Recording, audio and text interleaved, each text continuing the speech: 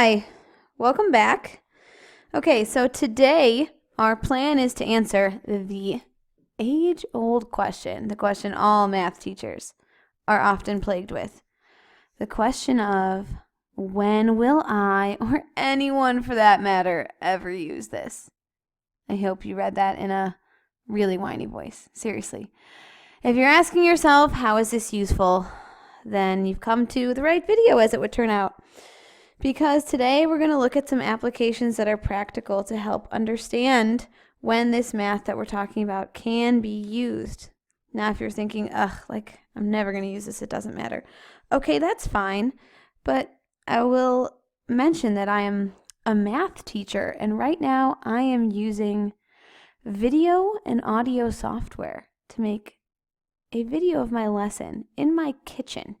I don't know if I ever thought when I became a teacher or when I was studying to be a teacher that was going to be part of my life, but hey, here we are. Cool things happen. Okay, so to look at this, we've got a problem. Well, you don't have a problem, but an accident investigator, he or she has a problem.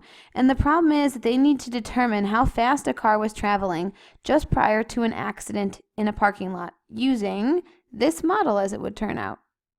Pretty cool that there's an equation for determining the speed at which you were traveling depending on your skid marks. And if you have seen this maybe in movies or TV, or maybe hopefully not, but if you've ever been in a car accident, when your car is going really, really fast, and more importantly, when you stop really quickly, the change in speed, that rapid change, causes a friction between the tires and the road, which is in part what causes that skid mark to occur. So this is a real equation that's been a little bit modified just so it's a little more simple with two variables. But we're looking at a speed of a car in miles per hour and a length of your skid. All right, those are our variables. So the first thing we're going to do is we are going to graph this model, and you can use your calculator to do this. In order to help translate this into the calculator, let's make S will become Y in the calculator, and then that'll be equal to 4 square roots of X. So you can go ahead and type that in your calculator in Y1.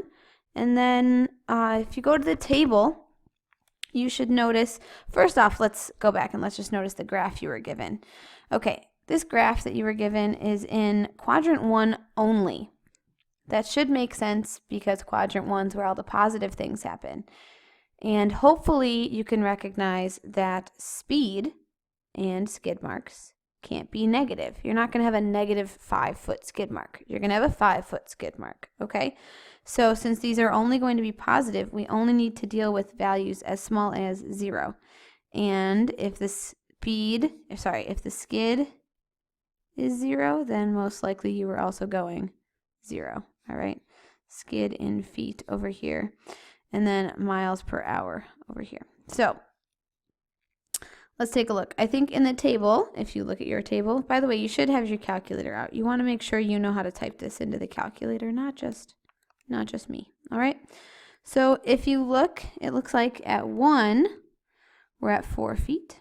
And then it looks like we have to skip a couple values to 4 when we're at 8 feet. And then skip a few more, and at 9, we are at 12 feet. And then if I skip down a bit more, it looks like the last value that will most likely fit in our graph is 16 and 16. All right, so then you want to plot all those points in the graph. Okay, 4 and 8, 9 and 12, and then 16 and 16. I think that's right about here. Okay, so then you want to connect these. Notice that they should have a curve to them because this is a square root. Ooh, that point's a little bit off. Let me fix that. Don't want to have an inaccurate graph. 8 and 12. All right. Oh, wait, that's still not right. Silly me. Should be at 9 and 12. All right. 9 and 12. 3 times the charm. Okay, there we go. 9 and 12. Sorry, I got a little messed up there. Okay, so let's fix that a little bit. All right. So the real question, though, is we only read the first part of this, the graph part. Okay, it says, and use your graph to estimate the length of the skid marks for a car that was traveling at a speed of 15 miles per hour. Okay, so miles per hour is over here. So 15 miles per hour. And then if I look, it looks like, I know my graph's a little bit off, but it looks like that means we have about a 14-foot skid. 14-foot skid. That's how long apparently the skid marks are. All right, now it says use your calculator to check your estimate. Okay, if my estimate is right, then y equals 4 root 14 should be equal to about 15, because that's what it's asking. If you're going 15 miles per hour, you apparently should have a 14-foot skid. So I'm going to go back to the main screen, and I'm going to calculate what 4 square root of 14 is, and it is 14.966.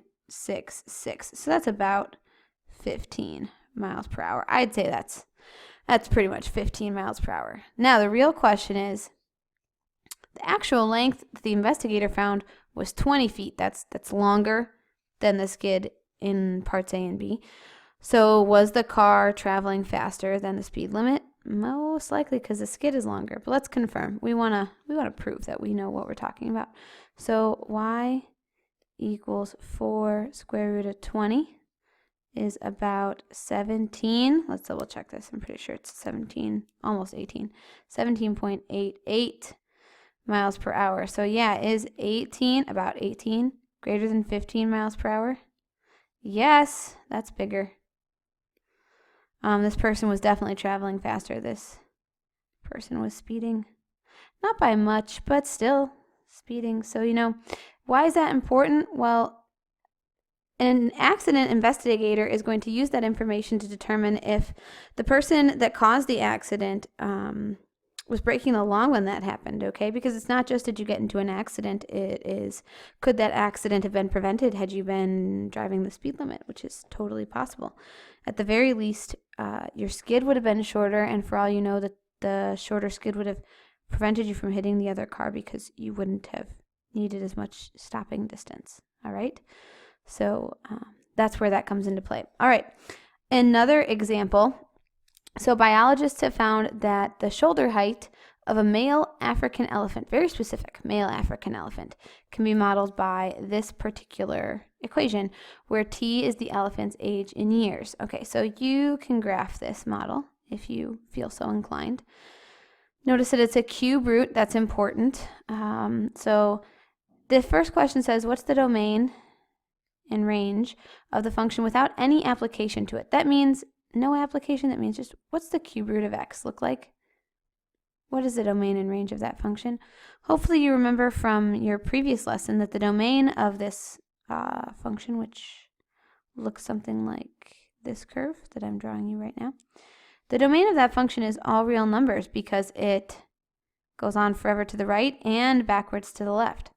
The range, same idea. While it is very slowly increasing upwards and back downwards, it is increasing towards either infinity. So all real numbers for that as well. Okay. Now, what's the domain and range of the model in this application? Okay.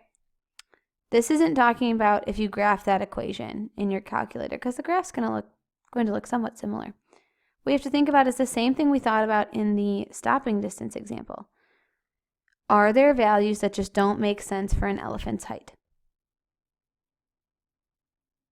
The values that should hopefully be coming to mind are the kinds of values that are negative, right? You can't be negative 10 centimeters tall. I mean, realistically, I doubt that an African elephant is under 20 or 30 centimeters tall, even at birth, but they're definitely not 0, right? So the domain and the range, probably going to start at 0 and go to infinity.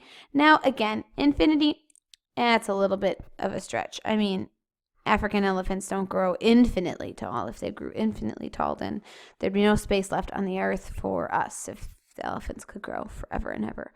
But at least that gives you some sort of a narrowing of your domain and your range. What should you set your window to? Well, I think you should think about that. You should come up with some restrictions, all right? and I'll see if your restrictions make sense when I check over your notes. All right? Okay, so on to actually applying some of this skill. Now, there's a couple of different ways that you could approach this next problem, because it says that you could use the graph to estimate the age of an elephant whose shoulder height is 200 centimeters. So keep in mind, this is your equation, 62.5 cube root of x plus, what is it, 75.8. And that's going to be equal to 200. Now, if you really wanted to, you could graph the left side in your calculator, which you should have already, and the 200 as a separate equation, and you could look where those two equations intersect. That's one possibility. Another possibility is you could solve this equation. And the third possibility is you could just type this in your calculator, forget about the 200 necessarily, and you could look at the table and try and figure out, well, where is this close to 200? So if I look at the table right now, I just realized, I'm going to let you take some time to do that, and we'll come back and we'll compare notes, all right? So see you back in a sec. Okay, if you look in the table at the x and y values, so at year 7, it would appear that the height's 195.36, so 195 and change. So that's less. So it's definitely got to be more than 7 years. And then at 8, it's 200.8, so just a smidge over 200. So I would say if I was going to estimate means you don't have to be exact. I would say that the age is approximately 8 years old, because right about 8, maybe like a day before 8, 2 days, very, very close to 8. All right, so 8 years old for that part. Now, if the actual age of an elephant is 9.2 years, what's the shoulder length? This is a lot more straightforward. You've got an age, you're going to substitute it in, all right? So, let's get rid of x. 9.2 plus 75.8, all right? So that's approximately 206.76 centimeters. All right, just to give you some reference on that, 100 centimeters is about 3 feet. Not exactly, but it's pretty close to 3 feet, a yardstick. So that means that the shoulder height of this 9-year-old elephant is about a little over 6 feet tall. It's pretty tall. Certainly much taller than I am. So if you think about it, that does make sense. Elephants are certainly taller than people, and that's just its shoulder. All right. So I'm going to leave you with this example to think about. Think about this graph, y equals the square root of x, and in your own words, try and describe the shape. It's really important that you're able to articulate, to tell somebody else about the shapes that you're looking at. Describe it. How would you explain to somebody who had never seen a square root before what it looks like? So think about that, and we'll probably talk about that in class at some point. All right? So thank you for listening. Hope you've enjoyed this. Hope you feel like the question of when will I ever use this, or does this exist in the real world, has been answered a little bit. All right? This stuff does have real world applications, I promise. All right? Don't forget about your homework, and until next time.